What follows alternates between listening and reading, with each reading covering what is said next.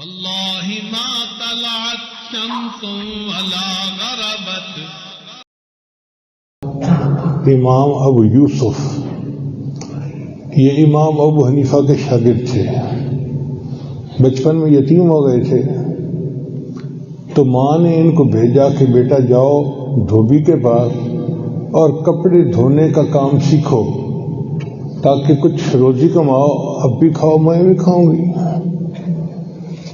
تو یہ کپڑے دھونے کا کام سیکھنے کے لیے نکلے. راستے میں ایک جگہ پر امام اعظم حنیفہ رحمۃ اللہ علیہ کا بیان ہوتا تھا. یہ وہاں بیٹھ گئے، ان کو بیان اچھا لگا، طبیعت میں نیکی تو تھی صحیح. اب 2-3 دن ایسا ہوا کہ یہ بیان میں جا کے بیٹھتے رہے اور کپڑے دھونے والے کے پاس نہیں گئے. پھر ان کو خیال آیا کہ امی نے تو بھیجا ہے کپڑے دھونے کے لیے، تو انہوں نے امام ابو حنیفہ رحمۃ اللہ علیہ کو بتایا کہ میں یتیم بچہ ہوں، والدہ نے بھیجا ہے کہ دھوبی کے پاس جاؤ اور کپڑے دھونے کا فن سیکھو. مجھے آپ کا درس اچھا لگا، میں یہاں آ گیا ہوں، اب میں کیا کروں.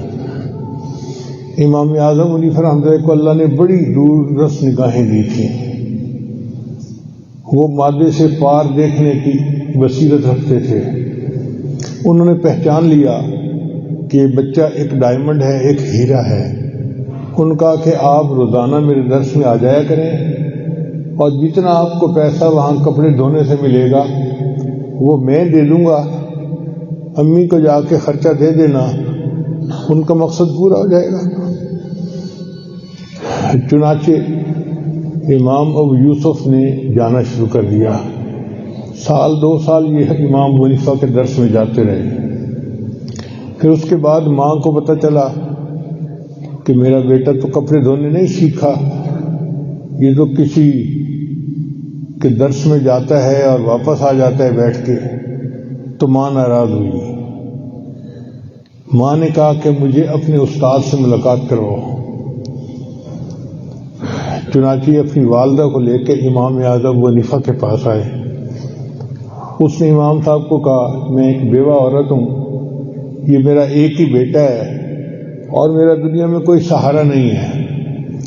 میں نے اسے بھیجا تھا کہ جا کے کپڑے دھونے کا فن سیکھو اور کچھ روزی کماؤ تاکہ میں اور آپ زندگی گزار سکیں، مگر یہ تو آپ کے درس میں آ کے بیٹھ جاتا ہے اور کام نہیں سیکھ رہا.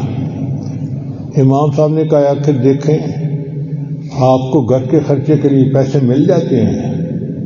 اس نے کہا پیسے تو مجھے مل جاتے ہیں. امام صاحب کا مقصد تو پورا ہو گیا نا. اس نے کہا میں چاہتی تھی کہ یہ فن سیکھتا.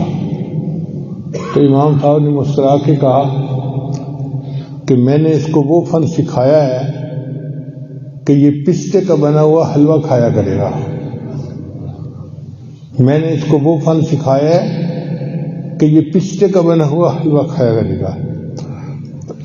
اس زمانے میں پستہ ڈر نایاب تھا، کم ملتا تھا اور تھا بھی بہت مہنگا، اور اس کا حلوہ بنانا عام بندے کے بس کی بات نہیں تھی. بڑے امراء، بڑے نواب وہ کبھی بناتے تھے اپنی دعوتوں میں. تو وہ عورت یہ سن کے خاموش ہو گئی. خیر امام ابو یوسف امام اعظم کے پاس آتے رہے اور علم حاصل کرتے رہے، حتیٰ کہ وہ فقیہ بن گئے. فقیہ بھی کس طرح بنے؟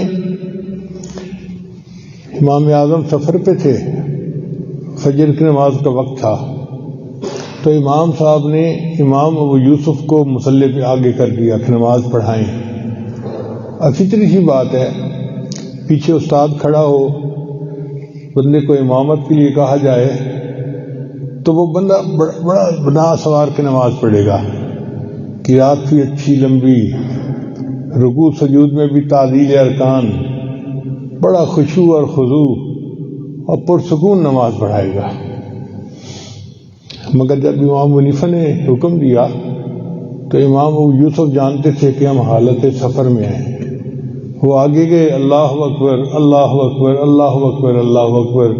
انہوں نے یوں سمجھے کہ 1 منٹ میں نماز مکمل کروا دی، جیسے سفری نماز ہوتی ہے انہوں نے وہ پڑھی.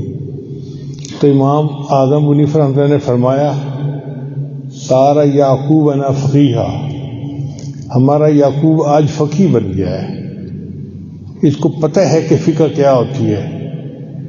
چنانچہ امام ابو یوسف رحمۃ اللہ بہت بڑے فقیہ بن گئے.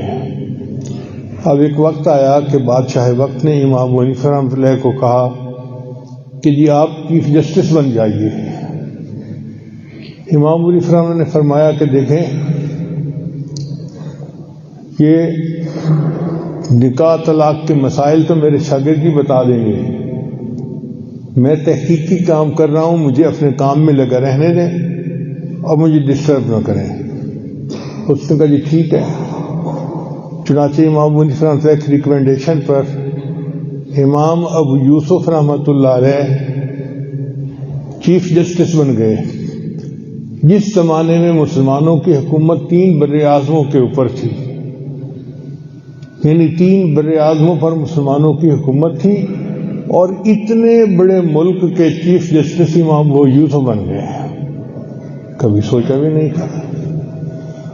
ایک دن بادشاہ امام ابو یوسف کو ملنے کے لیے آیا تو وہ اپنے ساتھ کچھ بنا کے لایا.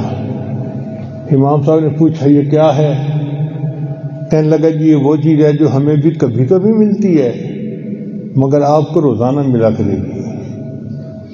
اس نے پوچھا کیا؟ کہنے لگا یہ پستے کا بنا ہوا حلوہ ہے، یہ دماغ کو تقویت دیتا ہے، اور چونکہ آپ کا دماغی کام ہے، آپ چیف جسٹس ہیں، تو آپ کے لیے یہ روزانہ بنا کرے گا اور آپ روزانہ پستے کا بنا ہوا حلوہ کھایا کریں گے.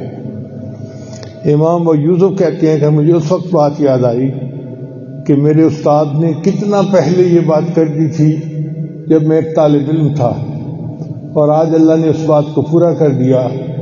پھر امام ابو یوسف نے باقی زندگی چیف جسٹس کے طور پہ گزاری.